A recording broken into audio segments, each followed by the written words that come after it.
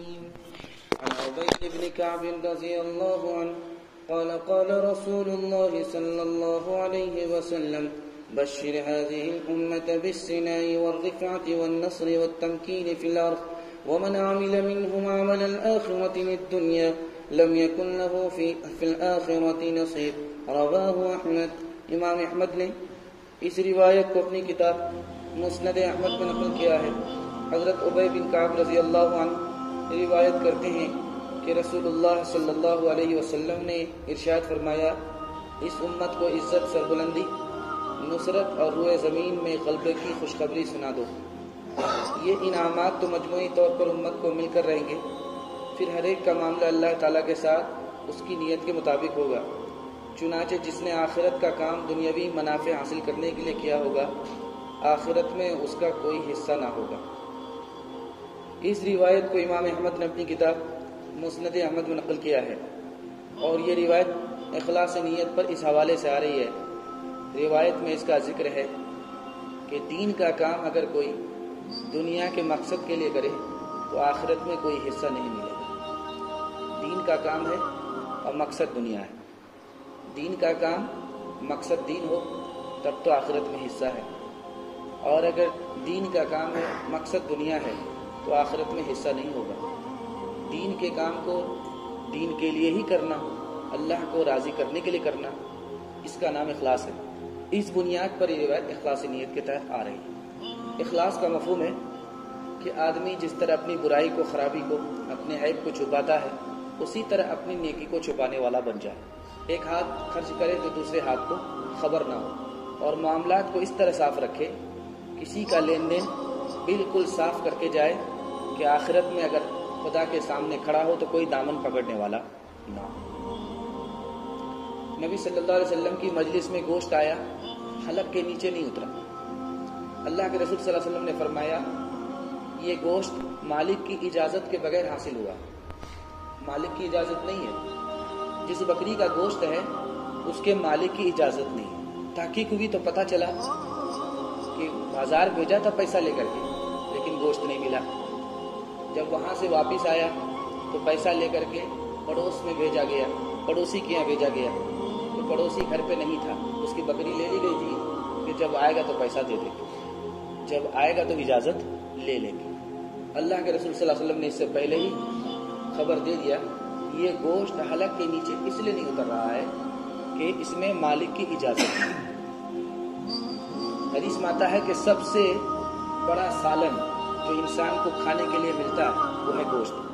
سید الادام اللحم، سب سے بڑا سالن اگر ہے کھانے کے لیے تو وہ گوشت ہے. یہ ان لوگوں کے لیے ہے جس کو گوشت میسر ہوتا ہو، گوشت مضر نہ ہو، اس کو نفع پہنچائے، وہ آدمی بیمار نہ ہو اور اس کے پاس پیسہ ہو کہ گوشت کھا سکتا ہو. دوسری طرف حدیث ہے نعم الادام الخلو، کہ بہترین سالن سرکہ ہے. ان لوگوں کے لیے جس کو گوشت نصیب نہیں اس کے لیے بہترین سالن سرکہ ہے. آدمی ہوٹل میں کھانا کھاتا ہے اس کو ڈاؤٹ ہوتا ہے کہ پتہ نہیں یہ گوشت کیسا ہے. اسی طرح سے ٹرین میں سفر کر رہا ہے اس کو ڈاؤٹ ہوتا ہے کہ یہ گوشت کیسا ہے، حلال ہے یا حرام. ایک صورت ہے وہاں پر حلال ہے، ایک صورت ہے وہاں پر حرام. اگر ٹرین والا یہ کہے کہ یہ گوشت صحیح ہے، غلط نہیں ہے، اور یہ گوشت آپ ہی لوگوں کی طرح ہے، اسی طرح سے ہوٹل میں جو گوشت ہے یہ بالکل صحیح ہے، غلط نہیں ہے، آپ ہی کی طرح ہے، تو اس کی بات نہیں مانی جائے گی، وہ گوشت کھانا حرام ہوگا. لیکن اگر ہوٹل میں یا اسپتال میں یا ٹرین میں وہ یہ کہتا ہے کہ یہ جو گوشت میں نے حاصل کیا ہے مسلمان کی دکان سے حاصل کیا ہے، تو پھر یہ گوشت کھانا حلال ہو جائے. معاملات میں غیر مسلم کی بات مانی جاتی ہے، قبول ہوتی ہے، لیکن اللہ کے معاملے میں، دیانت میں غیر مسلم کی بات نہیں مانی جاتی. اگر وہ یہ کہے کہ یہ گوشت صحیح ہے تو اس کی بات نہیں مانی جائے گی. اگر وہ یہ کہے کہ مسلمان کی دکان سے ہم نے خریدا ہے تب اس کی بات مانی جائے گی. اسی طرح سے بہت سارے لوگ گوشت کھاتے نہیں ہیں. مرغی کا گوشت بنتا ہے نہیں کھاتے، پولٹری کا گوشت بنتا ہے نہیں کھاتے ہیں، کوئی بڑا مسئلہ نہیں ہے. لیکن وہاں پر ایک چیز ضروری ہے کہ ہم یہ سمجھیں میرے لیے اللہ نے اس کو حلال کیا تھا. بدقسمتی ہے میں نہیں کھاتا. یہ سمجھے. اگر اس نے کھانا چھوڑ دیا, اس کو حرام سمجھ لیا, تو یہ کفر ہے. حلال چیز کو حرام سمجھنا کفر ہے, اسے ایمان چلا جائے. نہیں کھاتے ہیں کوئی بڑی بات نہیں ہے. بہت سارے لوگ اجڑی نہیں کھاتے, جو پیٹ کا جانور کے پیٹ کی اجڑی ہوتی ہے اس کو بہت سارے لوگ مزے لے کر کے کھاتے ہیں. بہت سارے لوگ نہیں کھاتے, ان کو جی کو نہیں جمتا. ٹھیک ہے بھائی, ہم کو نہیں جم رہا ہے لیکن حلال ہے. حلال ضرور ہے, کھانے والے کھاتے ہیں, میں نہیں کھاتا. یہ سمجھنا ضروری ہے. غیر مسلم کہتے ہیں کہ مسلمان لوگ گوشت کیوں کھاتے ہیں. مخلوقات 3 قسم کی ہے مخلوقات ہے. ایک ہے جمادات, جیسے پہاڑ, وہ بڑھتا ضرور ہے لیکن اس کو غذا نہیں ملتی. دوسری مخلوق ہے, اس کا نام ہے نباتات. وہ بڑھتی ضرور ہے لیکن اس کو غذا چاہیے. اسی وجہ سے آپ دیکھیں گے انگور کے پتے میں, آم کے پتے میں رگ ہوتی ہے, جیسے ہمارے ہاتھوں میں رگ ہوتی ہے. رگ میں خون دوڑتا ہے, اسی طرح اس پتے میں بھی رگ ہوتی ہے.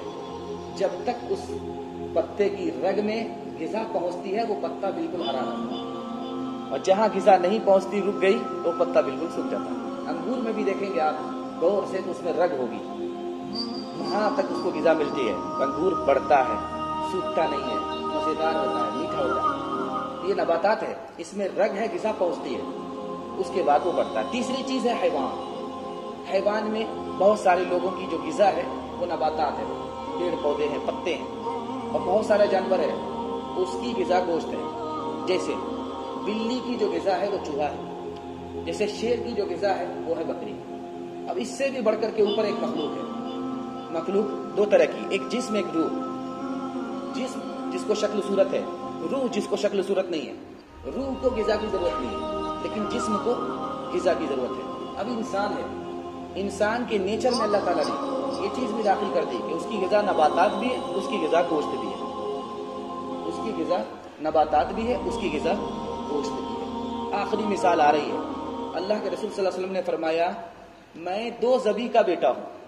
میں 2 ذبی کا بیٹا ہوں. ذابح کہتے ہیں ذبح کرنے والے کو, جانور کو ذبح کرنے والے کو. مذبوح کہتے ہیں جو جانور ذبح ہو گیا. ذبی کہتے ہیں کہ جو آدمی ذبح ہونے والا تھا. اللہ کے رسول فرماتے ہیں کہ میں 2 ذبح ہونے والے کا بیٹا ہوں.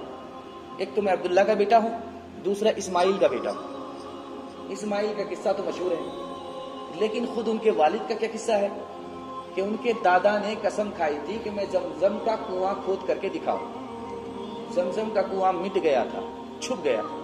ان کو خواب میں آیا کہ فلاں جگہ زمزم کا کنواں چھپا ہوا ہے, اس کو کھود کر کے نکالنا چاہیے. تو اس نے اپنا ارادہ اپنے بھائیوں کو بتایا. بھائیوں نے کہا کہ تم کھود نہیں سکتے, کعبے کی حفاظت تم ہی کرتے ہو, اور پھر تم زمزم کا کنواں کھود کر کے کریڈٹ سارا کا سارا لے لو گے, کھود نہیں سکتے. انہوں نے قسم کھائی, میں 4 شادی کروں گا اور 4 شادیوں سے مجھے بیٹے ہوں گے. سارے بیٹوں کے ہاتھ میں تلوار دوں گا اور فوج لے کر کے, اپنے بچوں کی فوج لے کر کے کنواں کے پاس پہنچوں گا, اس کو کھود کر کے نکالوں گا.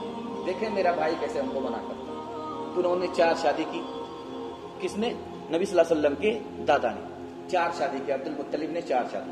4 شادیوں سے ان کے 12 بیٹے پیدا ہوئے. 12 بیٹے پیدا ہوئے. ان میں جو سب سے چھوٹے لڑکے تھے وہ نبی صلی اللہ علیہ وسلم کے والد تھے, ان کا نام عبداللہ تھا. سب سے پیارے, سب سے چھوٹے جو تھے عبداللہ تھے. 12 بیٹے, سب کے ہاتھ میں تلوار دے دی. کہا کہ چلو اب دیکھیں ہمارا بھائی ہم کو کیسے منع کر. ان کے پاس تو بہت بڑی فوج ہے. وہ لوگ راستے میں حائل نہیں ہوئے.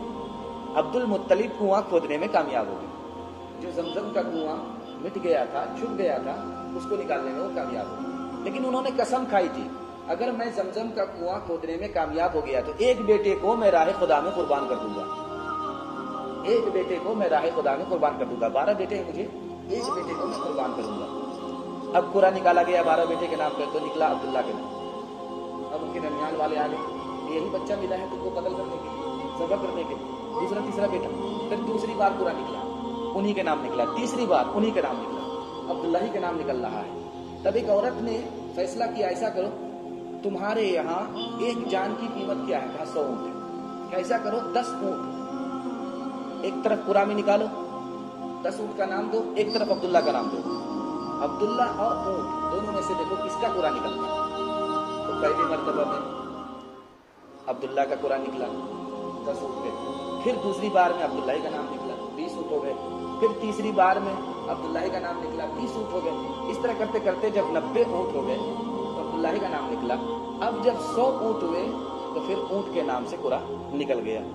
100 اونٹ عبد المطلب نے قربان کر دیے، بیٹے کو بچا لیا. اسی وجہ سے اللہ کے رسول صلی اللہ علیہ وسلم نے فرمایا میں 2 ذبح ہونے والے کا بیٹا ہوں، اسماعیل کا پوتا ہوں اور عبداللہ کا بیٹا ہوں. اللہ ہماری قربانی